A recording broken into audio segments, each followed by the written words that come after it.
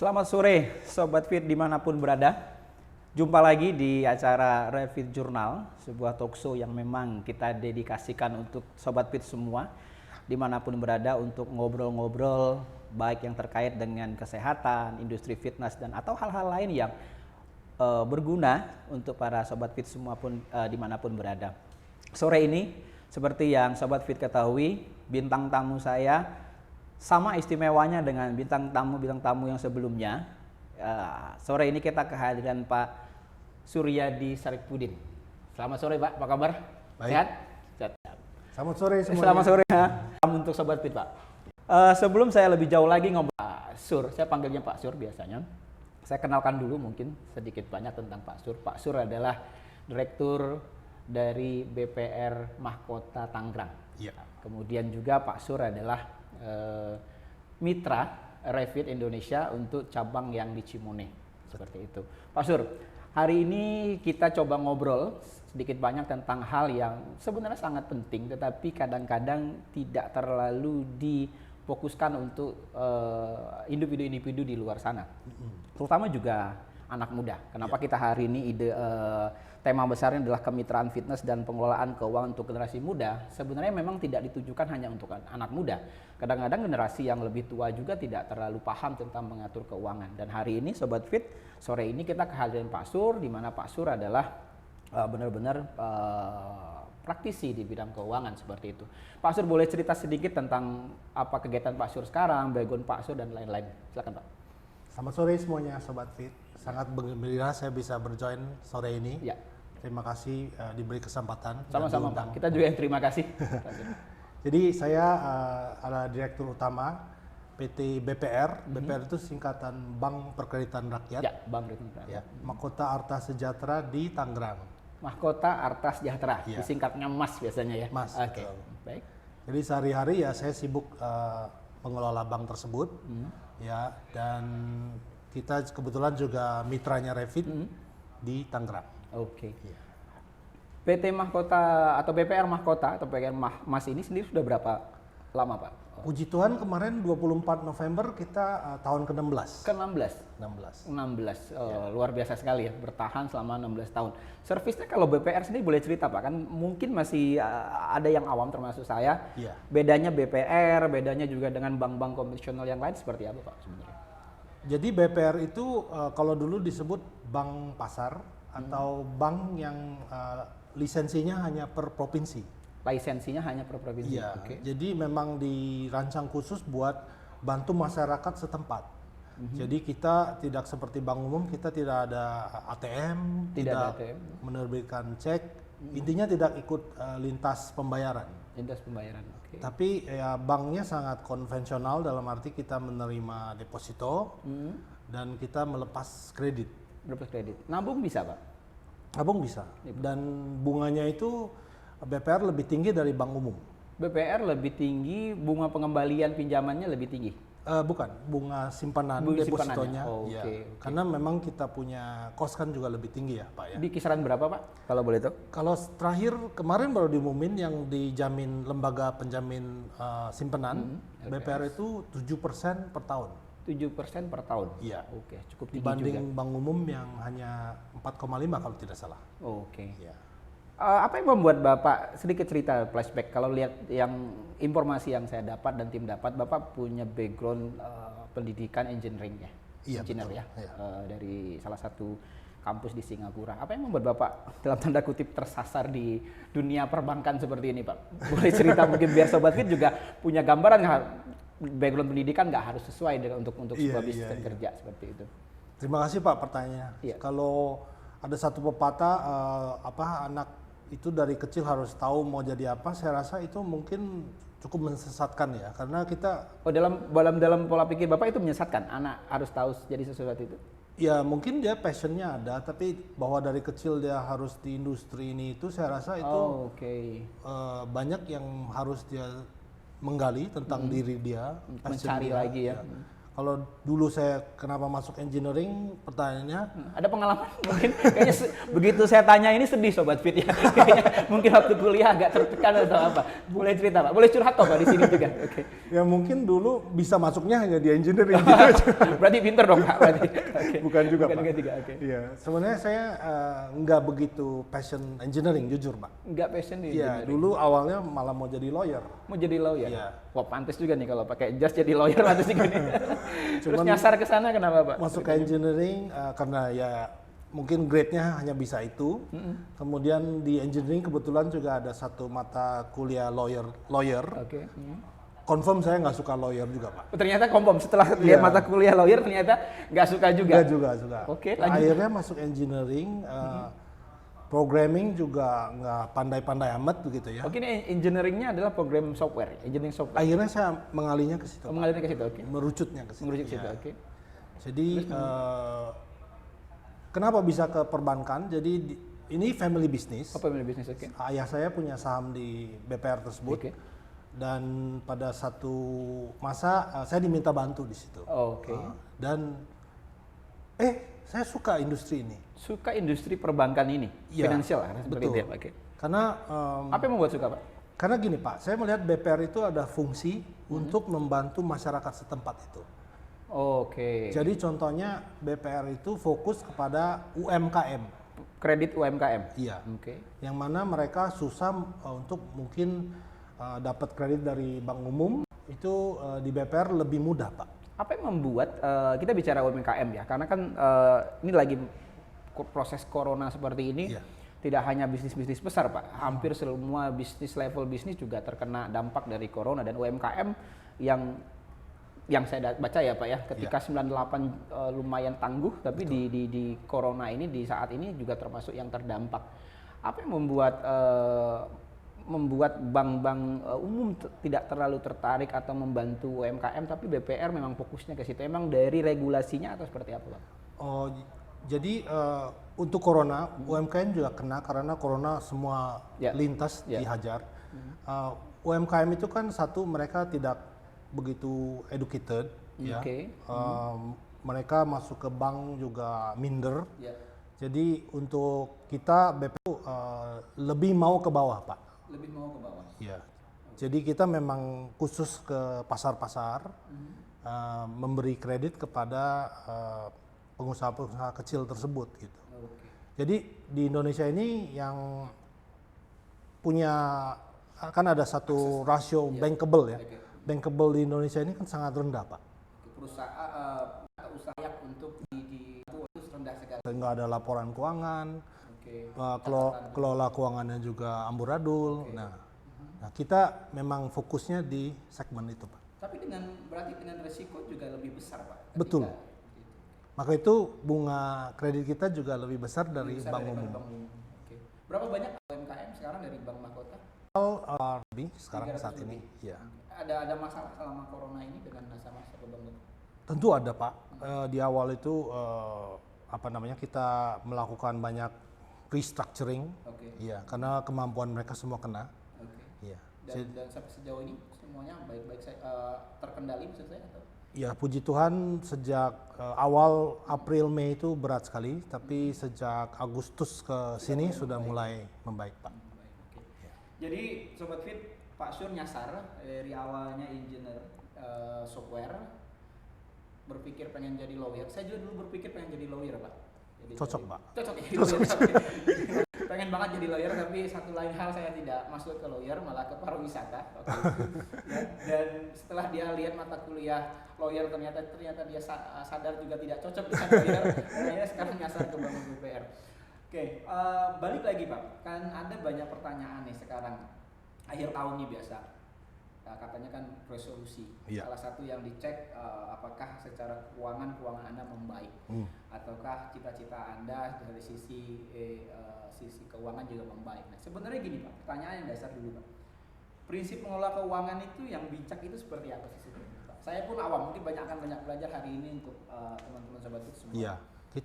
Kita balik lagi aja ke misalnya gym ya, fitness ya. Kalau prinsip gym itu mau mengurangi berat badan adalah output lebih besar dari input. Oke. Nah, kalau di keuangan itu simpelnya output tidak boleh lebih besar dari input. Jadi kalau di gym itu yang keluar katakan kalorinya lebih banyak Iya. daripada yang masuk. Betul. Tapi kalau di keuangan Sebaliknya. sebaliknya. Iya. Jadi yang masuk harus lebih banyak. Pokoknya you must have more money than you spend. Ya, Anda harus dapat lebih banyak dari yang Anda keluarkan. Jadi Itu simpelnya begitu ya. seperti itu. Iya. Tapi kalau lebih detailnya lagi Pak, Nah, untuk mengatur pola keuangan itu apakah ada sistem prinsip atau ada alat untuk mengelola keuangan? jadi kalau di gym kita selalu mengukur ya Pak ya. Mengukur kita punya body mass index, kita punya fat percentage, sama. Di keuangan juga you cannot manage what you cannot measure. Anda tidak bisa memanage apa yang Anda tidak measure. Nah, jadi simpelnya, toolnya tadi Bapak tanya, satu, pasti harus dicatat Pak. Ada jurnal atau buku catatan yang dengan detail, dengan disiplin kita mencatat semua masukan dan pengeluaran kita. Sekarang sudah begitu banyak aplikasi mobile, apps. Salah satu yang saya pakai Money Manager. Money Manager gratis. Dia support Indonesian rupiah. Ketiga, dia tiap bulan bisa kita ekspor ke Excel untuk kita kelola. Nah, itu penting, Pak. Jadi gini Pak, mungkin saya luruskan sebentar ya. Iya. Mungkin Sobat juga perlu saya informasi. Karena kadang kan di kita ini yang awam ya Pak ya. Iya. Yang awam itu berpikir kalau kelola keuangan itu harusnya hanya di level perusahaan, tapi pribadi pun harus ada jurnal segala macam gitu Pak. Oh, sorry Pak, maksud saya jurnal bukan kunting jurnal yang macam-macam. Maksud saya ya daily jurnal yang kita catat lah. Ya memang Pak, kalau pribadi kita nggak sedetail keuangan perusahaan, tapi kira-kira saya rasa harus tahu lah masukannya berapa, pengeluarannya berapa. Jadi jangan sampai besar pasak daripada tiang, seperti itu istilahnya. Betul, seperti Pak. itu, ya, oke. Jangan tiap bulan hanya nungguin payday gitu kan. Gajian ini akhir tanggal segini Pak. Iya, betul. Jadi kejar-kejar juga di PD-nya. Malah membayar. Oke. Jadi lebih detailnya lagi Pak, mungkin jadi Sobat Fit juga dapat sesuatu informasi yang lebih dalam lagi. Bagaimana cara menghitung, walaupun tadi sudah ada aplikasi manajer keuangan dan lain-lain seperti ini. Oke, jadi satu tadi ya harus disiplin mencatat keluar masuknya uang. Kedua harus ada rasio Pak. Rasio. Ya, rasio yang menurut moneyguy.com yang sehat adalah angsuran rumah harus di bawah 25% Pak. Angsuran rumah harus di bawah 25%. 25%. Iya. Jadi kalau misalnya ada angsuran itu di bawah 25% daripada Kita punya income. pendapatan, Iya. income. Oke. Kemudian angsuran mobil di bawah 8%. Angsuran mobil harus di bawah 8%. Ya. Ketiga, pastikan tidak ada utang kredit card yang tidak dibayar. Jadi kalau bayar kartu kredit jangan cuma minimum payment. Betul, Pak. Jadi harus kalau bisa diselesaikan seperti Yes. itu. Oke. Iya. Boleh diulang Pak tadi mungkin biar ada yang nyatat mungkin di Oke. tempat gitu. Jadi bagaimana rasionya tadi? Rasionya saya ulang lagi, kalau kita punya income katakanlah 10 juta. Ya, misalnya langsung ke 10 juta. Ya, kita punya angsuran rumah harus usahakan di bawah 25% atau 2,5 juta. Oke. Contohnya ya. Kalau angsuran mobil itu usahakan di bawah 8%. Jadi mobil jangan sampai beli mobil yang sebenarnya nilai mobil tersebut di atas kemampuan pembayaran kita, pendapatan kita. Iya, ya. betul. Jangan sampai bela-belain beli mobil mewah tapi sebenarnya nyicilnya pot-potan seperti itu. Betul, Pak. Oke. Ketiga, make sure kita punya credit card balance itu selalu 0. Kartu kredit itu. Iya. Kenapa saya Kenapa, perlu Pak? jelasin? Seperti itu. Tadi kan Bapak nanya juga orang anak muda ya. Ya. Anak muda itu kelebihan utamanya adalah you are still young. You ada waktu. Nah, ada konsep yang disebut compound interest, Pak. Compound interest. Ya. Boleh dijelasin, Pak? Boleh dijelasin. Albert Einstein bilang compound interest is the eighth wonder of the world. Compound interest atau bunga di atas bunga, Bunga berbunga ya. bunga berbunga adalah ketakjuban ke-8 di dunia. Kenapa? Karena compound interest itu akan grow terus. Balik lagi ke tadi moneyguy.com, beberapa minggu lalu ada satu episode bagus sekali. Dia memilahkan by umur apa yang harus kita utamakan. ketika ada di umur berapa gitu. Ya, misalnya sekarang anak muda dah umur 20 baru mulai kerja. Karena kamu punya waktu on your side, menurut studi itu ya, tentunya konteksnya Amerika ya Pak ya. Kamu umur 20, $1 yang kamu save itu, Setiap $1 yang disimpan, $1, multiplier efeknya nanti kamu umur 65, pada saat kamu retire, itu $1 menjadi $88 Pak. Bayangin. $88. Kalau misalnya sekarang saya umur 20 dan simpen $1 di umur 65, Iya. itu nilai dolar udah 88. 88 kali. Iya. Mungkin kurang lebih sama lah di Indonesia. Atau bisa beda Pak, karena konteksnya beda ya Pak. konteksnya beda. Di USA itu kan bunga deposito aja di bawah 1%. Oh, oke. Ya, Jadi makanya- Indonesia lebih baik harusnya. Indonesia luar biasa lebih baik Pak. Oke. Tadi yang saya bilang BPR 7% Pak. 7% ya. Jadi pesan saya kepada sobat Fit. Refit, kalau Anda masih muda, ingat multiplier effect itu lebih mudah kamu diuntungkan. Dan saya pesannya ya harus disiplin waktu muda Pak. Jadi semakin muda, Iya. justru sebaliknya Anda semakin disiplin. Betul Pak. Ibaratnya begini, kamu umur 20 itu, kamu lagi lay the foundation. Kamu Bikin ibaratnya pondasinya. lagi bikin rumah, lagi bikin pondasi Pak. Pondasinya harus kuat. Jadi pada umur 20 ini kamu punya habit, yang tadi kita bilang mencatat semua itu harus dibangun Pak. Dibangun. Kedua, ingat kamu tambah tua banyak kewajiban. Oke. Nanti ada anak, nanti harus beli rumah. Ya, Maka pendidikan. itu kamu harus banyak menahan diri, sobat-sobat yang muda. Ya. Iya. Menahan diri dalam arti Tadi Bapak bilang jangan baru graduate, baru punya gaji pertama, wah gue mau beli Hummer. oke. Mau jalan-jalan, mau liburan setiap Iya. setahun 3 kali, 4 kali. Oke. Betul. Jadi justru di masa mudanya itu yang benar pondasinya harus kuat justru. Betul Pak. Iya. Oke. Dalam bentuk apa Pak? Ketika Anda muda itu apakah investasi ataukah berbisnis? Saran Bapak seperti apa? Saran saya kamu lagi muda ya tadi harus banyak menabung supaya karena multiplier effect itu ya Pak ya. Dan tentunya kalau di hukum keuangan itu lebih mudah harusnya risiko yang kamu bisa tanggung lebih besar karena kamu masih muda. Oke. Ya mungkin kamu bisa explore investasi berbagai macam yang mungkin orang tua tidak bisa. Oke. Ya. Contohnya Pak, kalau untuk misalnya ada pertanyaan dari Sobat Fit, kalau masih usia muda, kan investasi itu kadang-kadang orang takut Pak. Iya. Takut dibohongin lah, takut salah investasi. Ketika usia 20 sampai 30 kan mungkin banyak penonton kita adalah yang di rentang usia seperti itu. Investasi yang paling tepat, instrumen investasi seperti apa Pak? Ya tadi kalau saya dari BPR pasti saya akan bilang deposito di BPR bisa menjadi satu pilihan. Oke. Tentunya reksadana, stok itu menurut studi stock returnnya Saham maksudnya Pak? saham Oke. biasanya lebih baik dari deposito bahkan. Ya. Saham yang dalam bentuk seperti apa Pak? Mungkin penjelasannya bisa lebih detail sehingga Kalau di mungkin lebih Indonesia di Bursa saham-saham blue maksudnya. chip ya, Blue chip bursa, yang oke. saya rekomen banyak sekali seperti mungkin saya nggak bisa sebut Ya, satu oke. persatu ya, tapi carilah perusahaan yang benar-benar blue chip yang sehat. Kita tabung mulai muda mulai beli saham karena saham itu kalau perusahaannya baik tiap tahun Anda akan terima dividen. dividen. Ya, Ya. oke.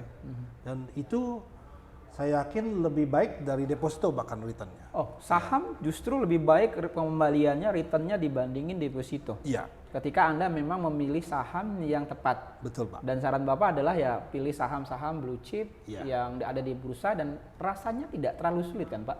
Untuk Anda buka saham karena banyak sekali yang bisa membantu ya kan, yang bisa Anda punya akun untuk saham seperti itu. Atau mungkin Pak Sur bisa jelaskan kalau misalnya ada pertanyaan gimana Pak cara buka saham nih? Maksudnya kan awam juga Pak. Oke. Kebetulan saya udah lama Ya. nggak main saham, tapi sangat mudah sekali Pak, karena Oke. banyak perusahaan stock broker Ya. yang bisa membantu. Bisa di Google saja. Oke. Aplikasi pun sudah ada. Banyak ya? Iya, banyak sekali Pak. Tapi intinya dari 3 itu tadi, deposito, kemudian reksadana dan stok atau saham adalah saran dari Pak Sur untuk mereka-mereka yang muda seperti Iya. itu. Jadi risknya yang paling risk tentu stok individu itu sobat harus benar-benar do your homework, mengetahui karena itu risknya paling tinggi, Pak. Gimana Pak? Misalnya saham individu. Oh, saham individu, Iya. oke. You really have to do your homework, mengetahui perusahaan-perusahaan mana yang sehat. Itu risknya paling tinggi. Kedua adalah reksadana, karena reksadana adalah kelompok saham-saham yang di satu basket. Oke. Risknya pasti lebih rendah lagi. Oke. Ketiga ya deposito atau tabungan, Oh, itu risknya lebih. lebih aman lagi. Oke. Kalau ada pertanyaan, kalau misalnya nabung nih Pak, terus kemudian nanti ada inflasi, itu sebenarnya masih kalah juga dengan compound interest tadi ya? Nah, Bapak pertanyaannya bagus sekali, Pak. Oke. Jadi inflasi itu adalah invisible tax disebutnya, atau tax yang tidak Terlihat. terlihat. Kenapa? Misalnya tingkat inflasi tinggi, katakanlah tadi saya bilang per tahun interestnya 5%. Oke. Tapi kalau inflasinya 7%, artinya netnya minus 2%. Ya, betul. Artinya duit yang kita taruh itu per tahun nilainya turun 2%, Pak. Jadi ada satu studi, saya pernah coba, inflasi 3% saja, Pak. Kalau saya ada 100 juta, dalam 20 tahun itu, misalnya kita nggak invest apa-apa lah ya, pokoknya minus 3% tiap tahun. Dalam 20 tahun sisanya 50 juta saja, Pak. Sisanya 50 juta. Iya. Jadi sebenarnya nggak safe juga kalau hanya pilihannya menabung saja. Dalam arti 50 juta kemampuan beli. Kemampuan beli nilai uang itu. Iya. Oh, oke. Bukan Daya beli uang tersebut dalam- hanya iya. setengahnya tinggal. Betul. Oke. Oke, lanjut Pak. Ini mulai agak serius Sobat Fit ya, tapi nggak harusnya tidak terlalu rumit untuk dipahami. Pertanyaannya gini Pak, di masa anak-anak remaja seperti ini ya, usia muda, saya pun mengalami gitu ya. Bagaimana untuk bisa mencegah keinginan untuk hal-hal yang instan Pak? Misalnya kan godaannya terlalu berat lah untuk beli gadget yang mahal, untuk Iya. liburan karena banyak tiket dan segala macam murah, Iya. ya mungkin sebelum pandemi ya. Nah itu, sedangkan diminta bagaimana kita benar-benar disiplin terhadap pengeluaran. Iya. Pemasukan kita masih sedikit, disiplin untuk pengeluaran. Nah, Iya. ada saran nggak Pak? Atau ada hal-hal yang mungkin simpel yang Bapak teman-teman bisa ikutin seperti itu? Oh, jadi gini ya, pertama sobat, saya nggak mau memberi kesan saya Iya. sudah juga udah Berhasil menjadi ya? pakar, Iya, berhasil. Sama, saya juga masih struggle, sobat-sobat. Oke. Banyak godaan. Contohnya kita hari ini payday itu SMS, Diskon. blasting semua sudah keluar semua ya. Oke. Jadi benar-benar mungkin yang mindset yang kita harus mikir itu, Anda masih muda, bentar lagi Anda punya anak, Oke. punya Tanggung jawab. tanggung jawab yang berat. Mungkin itu bisa membantu. Oke. Wah, tanggung jawab gua nih akan berat nih. Ya, sekolah anak Iya. dan lain-lain gitu. Kedua, mungkin teknis yang lebih drastis, yang istri saya juga rekomen, udah delete aja semua itu aplikasi, jangan digodain. Oh, dengan- oke. Jadi semua dihilangkan sumber penggodanya gitu ya. Oke, oke. Karena godaan terlalu banyak, Pak. Sneaker, gadget. Iya. Ya. Istri Bapak tahu. Banyak Tahu. penggoda untuk Bapak gitu. Bercanda Pak. Oke. Aplikasi juga dihilangkan seperti itu. Ya kalau mau drastis ya, Pak. Oh, ya. drastis Iya. gitu. Oke. Jadi bagaimana kita untuk tidak tergoda? Tapi bukan berarti kita kemudian benar-benar kaku ya, Pak ya. Ada Iya. berapa persen dari pendapatan kita yang bisa untuk mungkin happy lah seperti itu? Itu bagus, Pak. Ya. Jadi gini, ini kita sambil contoh ya. Silakan. Pak Sur, Sobat Fit bawa buku. Iya. Ya benar-benar bawa buku untuk bisa menjelaskan mungkin apa manfaat buku ini seperti itu. Silakan Pak. Buku ini hanya representatif dari materi-materi keuangan yang ada di market. Saya memberi 3 contoh saja. Contoh pertama, The 30-Day Money Cleanse. Oke. Artinya buku seperti ini mengajarkan kita untuk melakukan budgeting, tadi journaling, budgeting. Budgeting untuk diri kita. Iya, yang tadi Bapak tanya itu. Berapa persen sih harus ke entertainment? Berapa persen untuk cicilan? Iya. Lanjut Pak. Buku seperti ini bagus untuk itu. Kemudian juga goal kamu apa sih? Dalam jangka tertentu. Iya. Value kamu apa sih? Value dalam kamu- arti Value dalam arti apa yang kamu nilai? terhadap diri kita. Misalnya ada orang bilang traveling buat gua penting banget. Oke. Nah, itu Apakah itu value penting dia. juga untuk kita? Iya, Oh, betul. seperti itu. Oke, lanjut Pak. Iya. Jadi tipe pertama begitu ya, sobat-sobat. Mhm. Kedua, Ini Robert Kiyosaki. Ini cerita tentang apa Pak bukunya? Nah, Increase Financial IQ ini ceritanya tentang bagaimana kelola kekayaan kita. Oke. Jadi tentunya ini udah lebih advance. Oke. Udah ada duit lebih. Bagaimana cara mengelolanya? Bagaimana mengelolanya? Karena nggak kekayaan bisa habis ya. Betul. Kalau nggak dikelola dengan baik. Betul. Oke. Jadi bagaimana bisa make your money work Grow. harder for you. Gitu. Oke, jadi uang yang bekerja untuk kita lebih keras lagi seperti Iya. itu ya. Jangan kita terus yang ngejar-ngejar duit. Betul. Gitu ya, Oke. Oke. Jadi dua tipe itu ya. Ah, Nah, ada tipe ketiga nih sobat-sobat yang jarang diperhatikan orang. Oke, ini Sobat Fit bisa lihat juga nih apa nih Pak? Ini buku menurut saya penting. Contohnya, title-nya aja Why Smart People Make Big Money Mistake. Artinya Pak? Artinya begini, kenapa orang pinter itu bisa melakukan keputusan keuangan yang bodoh? Oke. Nah, ini sudah masuk ke behavioral economics, sobat-sobat. Oke. Behavioral itu masuk ke psikologi kita. Jadi banyak kita tidak tahu kita membuat satu decision finansial tuh yang sebenarnya merugikan. secara psikologi bodoh gitu. Oh bodoh. Tanda Nah, kutip ya. Ini menurut saya feel ini penting sekali sobat-sobat. Ya. Harus baca juga buku seperti ini. Contohnya ya. Misalnya contohnya Pak, sebagai contohnya, keputusan yang tanda kutip bodoh dalam finansial itu apa Pak? Contohnya yang nyata.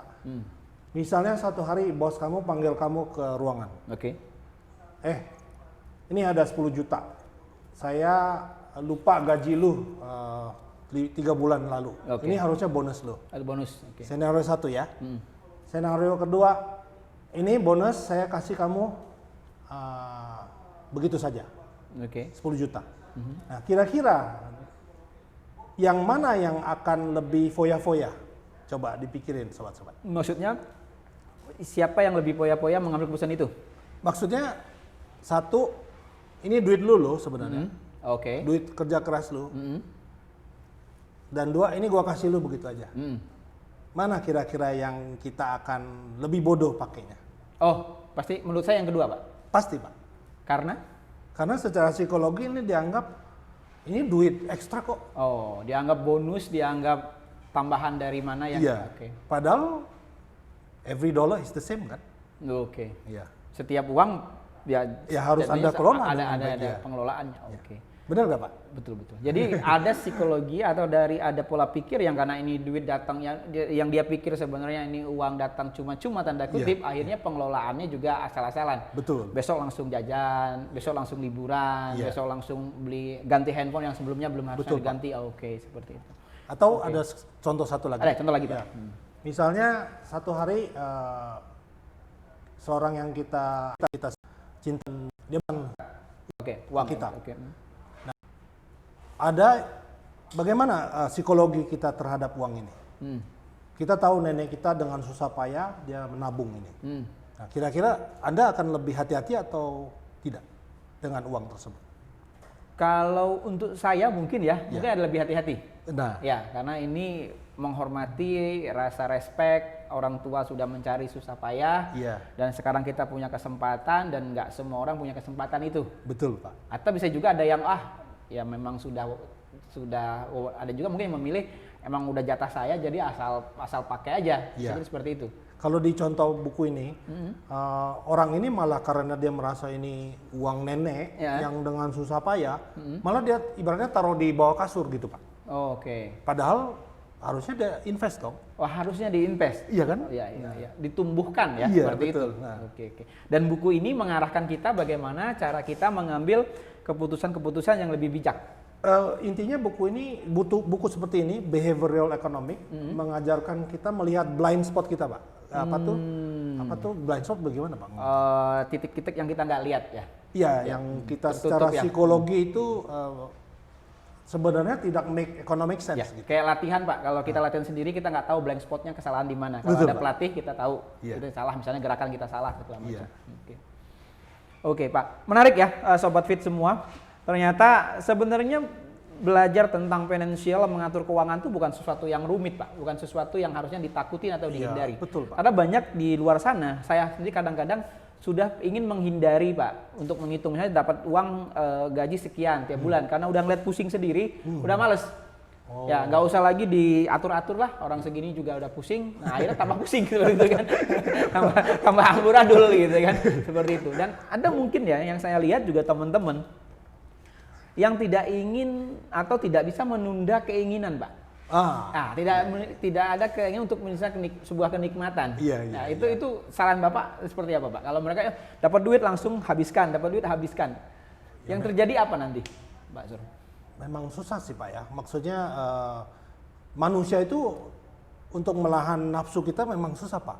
Ya intinya kalau kita tidak menahan, saya rasa kita akan di kelak hari kita akan sangat tidak enjoy lah. Mungkin pemikiran mindset itu yang harus ditanam di otak kita gitu ya. Betul. Karena gini, saya di usia yang sekarang masuk ke 40 lebih, banyak sudah menemukan atau ketemu langsung berinteraksi dengan orang tua yang waktu ketika mereka di usia lanjut masih harus kerja keras, masih harus berpikir yang sifatnya memenuhi kebutuhan-kebutuhan dasar, Pak. Misalnya untuk kebutuhan hidup sehari-hari, sandang pangan papannya masih kerepotan. Dan kalau kita lihat pasti di masa muda punya kesempatan untuk bisa mempersiapkan diri lebih baik terhadap hal tersebut. Dan mungkin Sobat Fit juga bisa saat ini mungkin tidak berasa, tapi nanti suatu saat berasa seperti itu. Iya. Nah, tadi yang saya sangat rekomen ke internet, Google moneyguy.com. Money Guide. Money Guy. Oke, Money Guy. Satu kata ya. Yang tadi saya bilang episode itu yang dia sarankan by age group itu sangat penting. Tadi kita bilang umur 20 itu ibaratnya lagi pondasi. Lanjutannya Pak setelah 20 kemana? 30 itu harusnya dengan disiplin yang sudah dilakukan, tata kelolakan di umur 20, harusnya udah bisa bikin struktur rumah Pak. Tentunya kewajiban Anda sudah lebih banyak. Tapi insya Allah kamu punya karir juga sudah yang maju. Pendapatan juga lebih baik ya. Ada satu rekomendasi juga, setiap kamu punya gaji naik, katakan gajinya naik 2 juta dah. Usahakan lifestyle kamu tetap sama. 50% dari kenaikan itu investasi. Coba di save lah. Nah, jadi jangan sampai naiknya nggak seberapa gaji, tapi gaya hidupnya 2 kali lipat, 3 kali lipat. Biasa makan di warteg, tiba-tiba makan di restoran gitu. Betul Pak. Harusnya kita itu rasio yang tadi saya ngomong di awal itu tetap dijaga. Angsuran rumah di bawah 25%, angsuran mobil di bawah 8%, credit card balance 0. Kita tambah ke umur 40, harusnya lebih mapan dong Pak. Usahakan di umur 40 itu sisa hutang kita itu hanya KPR. Di umur berapa Pak? 40 ke atas. 40 ke atas itu harusnya sisa hanya KPR. 45 harusnya sudah bebas dari hutang. Jadi 45 seharusnya utang-utang yang terkait pribadi itu sudah tidak ada. Betul. Nah, Bapak jangan lupa kita harusnya umur 40-an itu kan sudah ibaratnya sudah fondasi kuat lah ya. Lebih mapan ya. Tapi di umur 40 itu juga datang lagi godaan Pak. Godaannya Pak? Kawin lagi? Enggak kawin lagi ya. Godaannya contohnya gini. Wah, duit gue udah banyak nih. Gue mau upgrade rumah gue. Upgrade mobil gue. Aduh, mobil gue Suzuki R3 terus, masa curhat berarti ya. Kita gantilah ke Camry. Lexus mungkin gitu ya. Itu bahayanya di situ. Godaan ketika umur di 40 ngerasa udah mapan, kemudian ingin merubah gaya hidup tadi. Yang tadinya harusnya umur 45 ke atas sudah debt free, bebas dari hutang. Nambah lagi hutang. Mau ngulangin lagi yang tadi kemarin ya.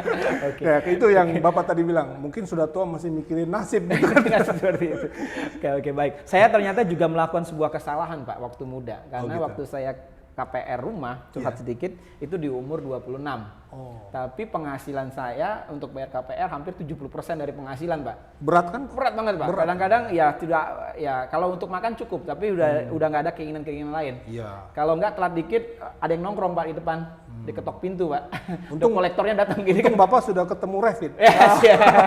Ini iklan sedikit kali itu ya. Oke.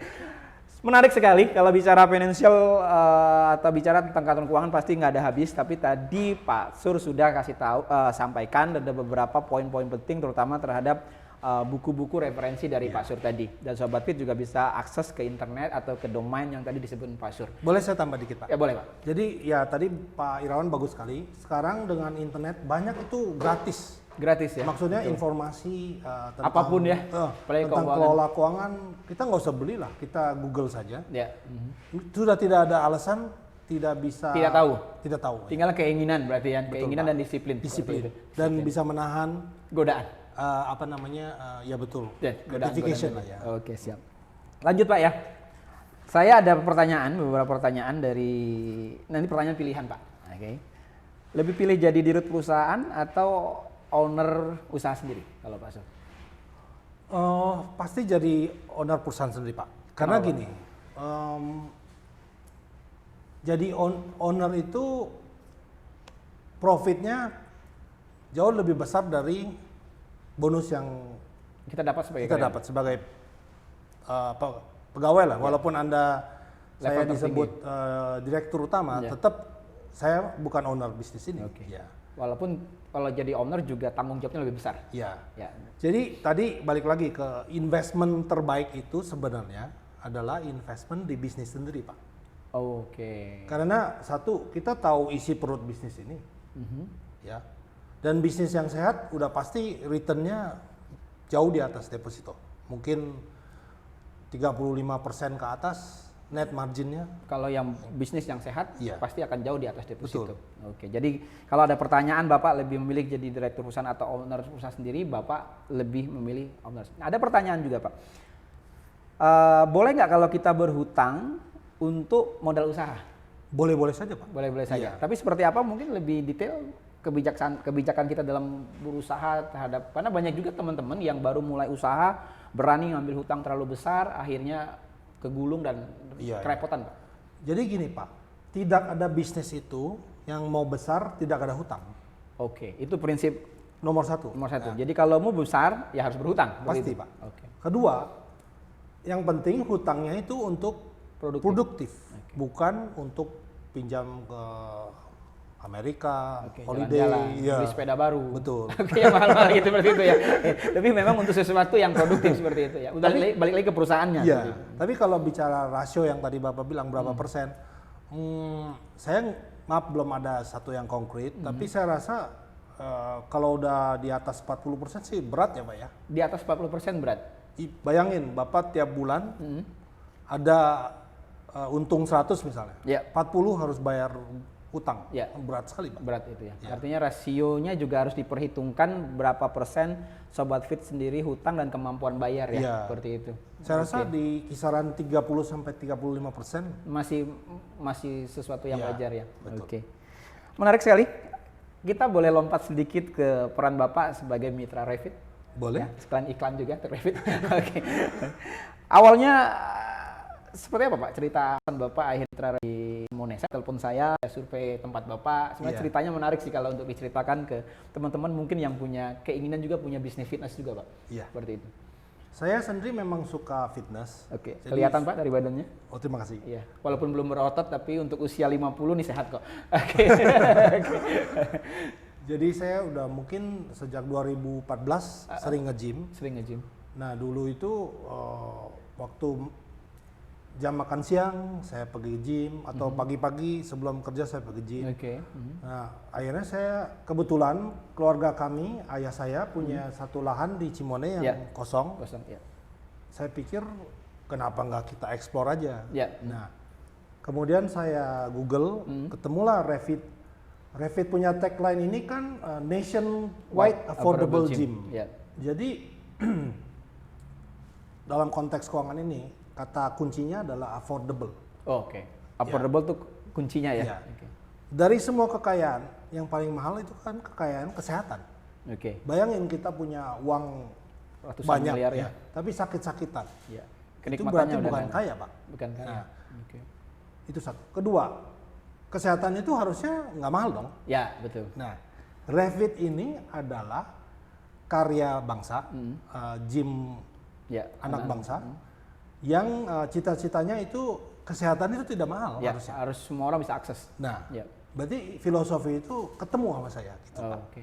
saya sangat gembira bisa ketemu Bapak Oke. dan menjadi mitra. Mitra Revit. Iya. Ini benar Pak ya? Bukan Benar, karena lagi kata ketemu. Enggak. Oke. Saya juga jadi terharu Pak, pengen nangis dengarnya. Oke. Oke.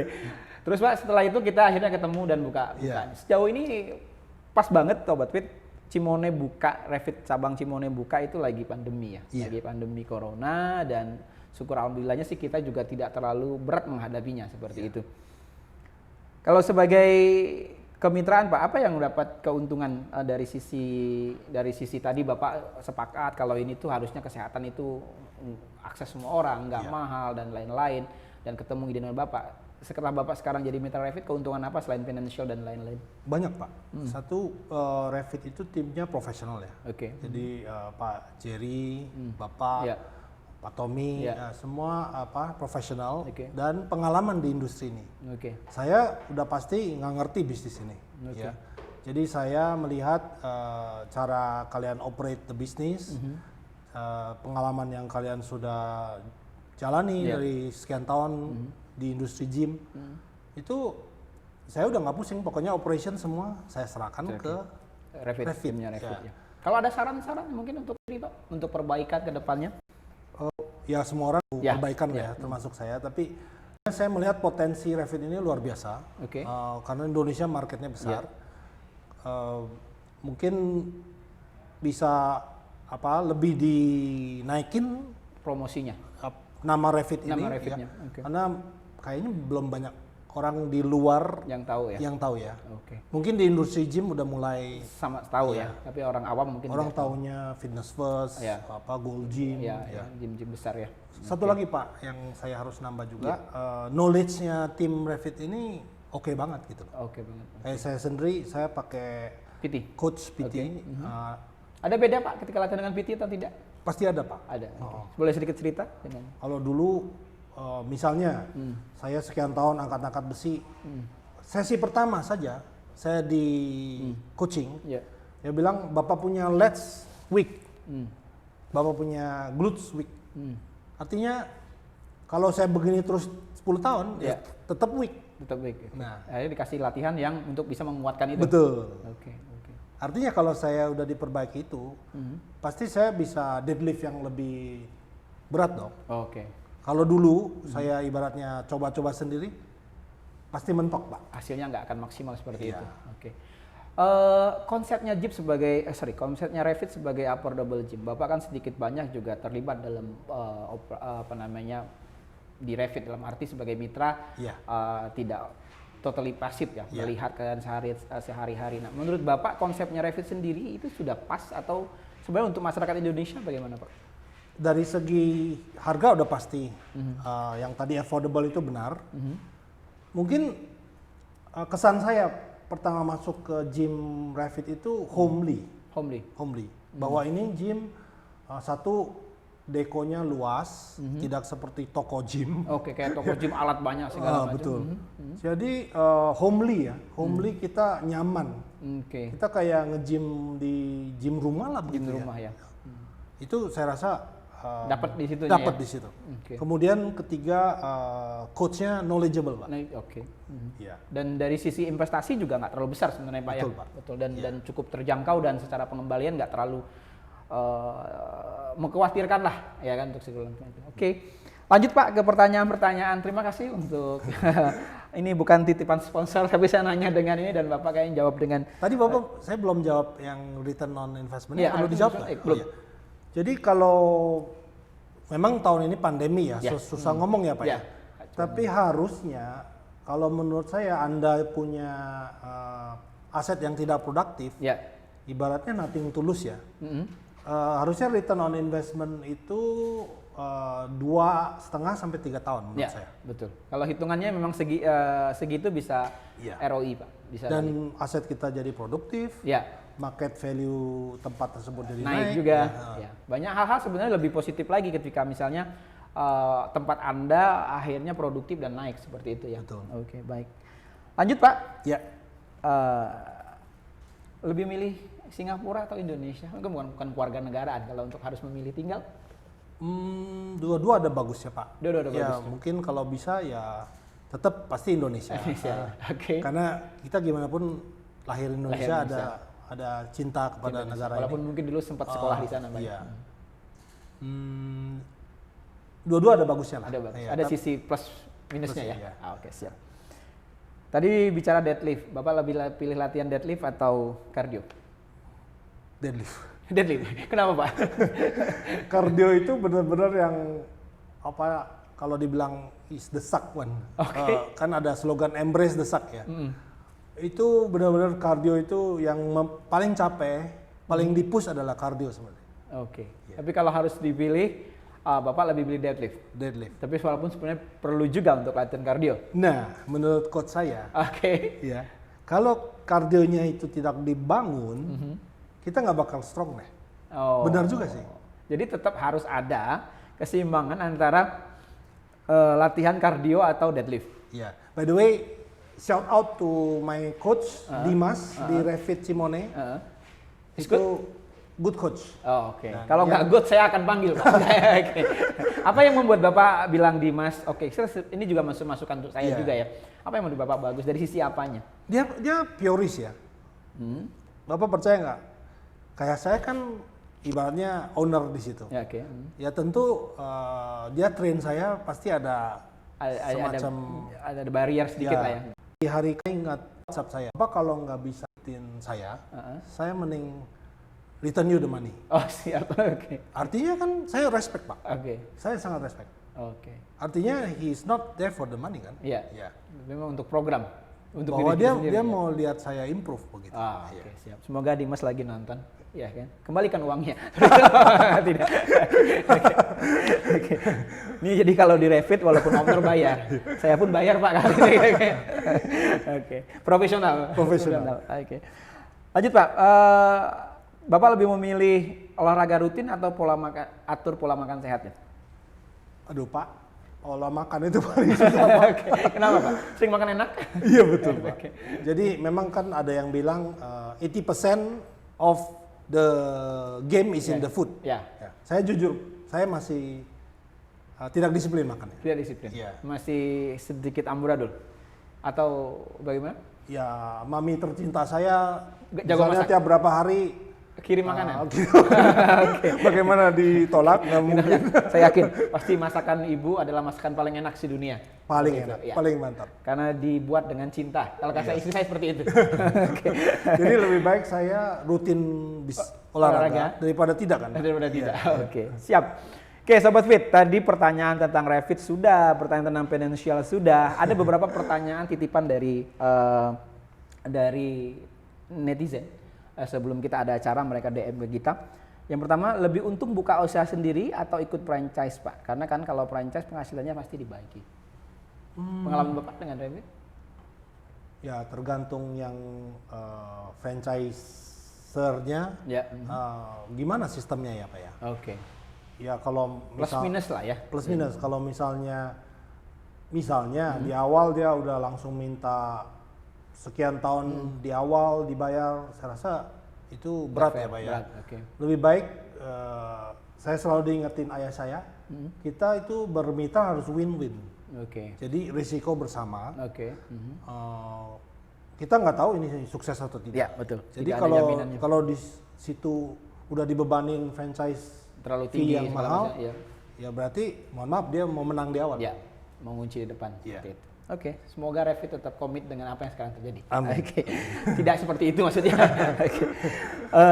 Pertanyaan Pak, yang kedua, kalau punya uang banyak, misalnya uang PHK, Iya. pesangon, sebaiknya ditabung atau dibuat usaha? Dan usahanya sebaiknya dilakukan apa yang dilakukan? Tergantung usia Bapak. Tergantung usia. Misalnya kalau Bapak tambah tua, risk profile Bapak harusnya lebih kecil. Misalnya Bapak sudah umur 55, ya mending ditaruh deposito. Oh, Kecuali oke. Bapak ada bisnis yang Bapak sudah jalanin yakin di atas rate deposito jauh di atas. Tapi kan Itu kecil. maksud saya tambah tua itu kans untuk jatuhnya itu harusnya lebih minim Pak. Karena kamu udah nggak ada banyak waktu. Nggak ada risiko dan segala macam ya. Untuk nggak sukses. Oke. Jadi Sobat Fit, pertanyaan itu adalah tergantung dari usia berapa Anda misalnya punya uang seperti itu. Satu usia, kedua betapa Anda mengerti bisnis ini. Oke. Kalau Bapak udah yakin, udah jalanin sekian tahun, marketnya sudah ada, dan yakin sekali ya mungkin juga jangan semua dihabisin kali Pak ya. Nanti malah paling maksimum saya rasa setengah 40 lah. 40%-nya. Oke. Baik, hampir 45 menit Pak. Ya, kita tidak terasa ngobrol-ngobrol. Cepet ya Pak ya? Cepet ya? Oh, ya. Biasa kita ngobrol 2 jam 3 jam Pak. Saya sangat enjoy Pak. Saya enjoy, terima kasih. Oke. Sebagai penutup Pak, ada saran atau imbauan untuk Sobat Fit? Tadi Termasuk dari finansial, termasuk bisnis dan lain-lain, silakan Pak. kekayaan termahal adalah kesehatan. Oke. Pondasi segalanya adalah kesehatan. Oke. Tolong Sobat Fit tetap dijaga kesehatan. Kesehatan itu nggak harus mahal. Nggak harus mahal. Ya. Revit sudah benar. Revit sudah benar ya. Ketiga, kalau mau bunga besar, tolong ke BPR. Oke, Bang Mahkota. Jadi kalau misalnya, tadi kan kita bicara nih, saya sebelum saya tutup Pak. Jadi kalau misalnya Anda di usia muda, tadi kan lagi bangun pondasi, terus menyisihkan investasi banyak, lebih disiplin menyisihkan investasi. Iya. Kalau nge-gym itu bukan bagian dari pengeluaran yang harus ditahan ya? Balik lagi ke tadi, maksud saya kesehatan adalah aset termahal ya. Tapi kalau jadi member tiap bulan harus bayar 700.000 misalnya, waduh, berat juga ya bro ya. Betul. Ya, tapi kan ada Revit. Oke, yang membershipnya 200 sampai 300.000. Oke, kembali lagi ada Revit seperti itu ya. Ada Revit. Oke, jadi ada pilihan sebenarnya. Jangan memang udah seharusnya industri fitness di Indonesia Pak. Ini juga jadi apa yang saya lihat. Nge-gym tuh nggak harus mahal. Terbukti sekarang karena corona mungkin penghasilan kita juga terganggu.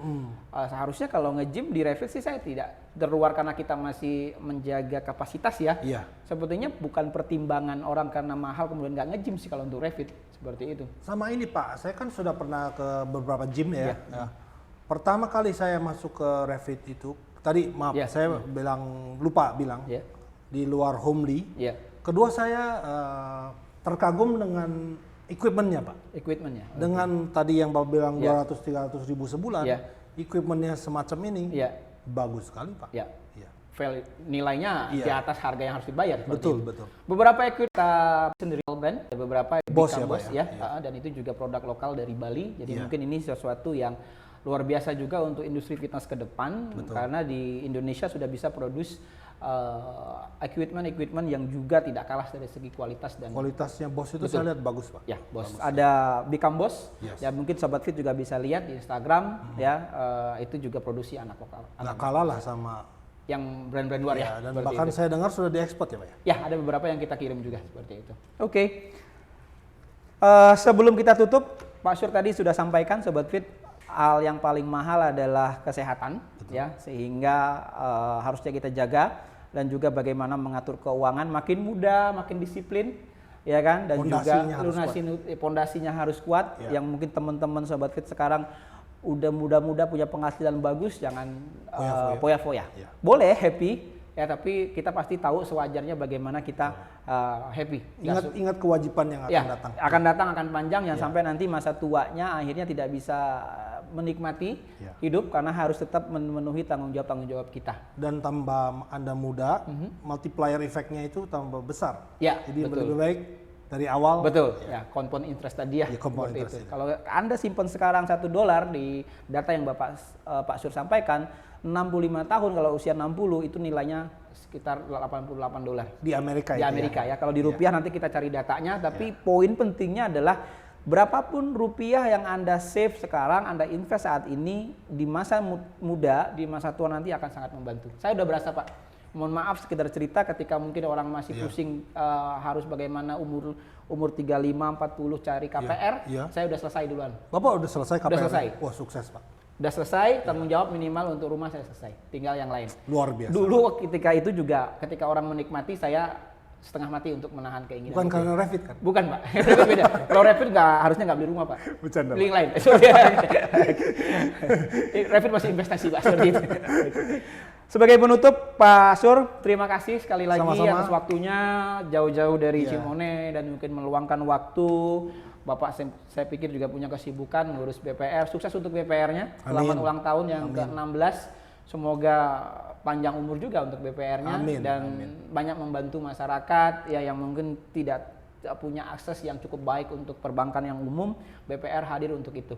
Dan saya dengar-dengar juga apa yang terjadi dari sisi mungkin ini agak kontroversi kalau misalnya masalah Omnibus Law, salah satunya adalah UMKM juga yang dibantu ya, Iya, seperti betul. itu. Dan BPR adalah salah satu motor untuk menggerakkan itu. Memang dirancang Untuk itu. untuk bantu UMKM seperti setempat, itu. ya. Dan Bapak juga punya bukan kewajiban ya, sebagai tanggung jawab juga untuk mengedukasi masyarakat terhadap bagaimana mengatur keuangan. Sekali lagi thank you dan sebagai sedikit ada oleh-oleh, ada goodie bag Pak dari Revit. Oke, ini tumbler Pak. Oh, terima kasih banyak. Ya, ini tumbler, Ya. ya kan. Mungkin sambil ngopi-ngopi, Oh, nanti bisa untuk Revit. thank you very Oke. much, Pak. Ya, thank Sukses you. kepada Revit. Ya, semoga kita bisa bermitra di tempat-tempat Bapak yang lain.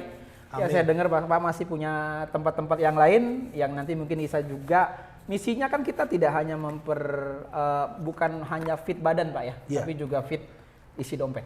Harus tanya Babe dulu. Ya, tanya Bapak dulu. Siap. Oke, makasih Pak. Baik, Ya. terima kasih. Selamat sore ya, Selamat sore. Sobat Fit semua dimanapun berada. Sampai ketemu lagi di episode yang akan datang dan dengan tamu-tamu yang pasti juga istimewa, tidak kalah informatifnya. Dan hari ini kita sangat beruntung karena kehadiran Pak Sur, ya Direktur dari BPR Mahkota, dapat insight yang banyak walaupun belum detail. Pesan-pesan dari Pak Sur tadi seharusnya akan menjadi sesuatu yang sangat baik ke depannya dan juga sukses untuk Revit di Cimone. Sangat senang bisa bermitra dengan Pak Sur, ya di sana juga bisnisnya berjalan. Revit Sukses selalu.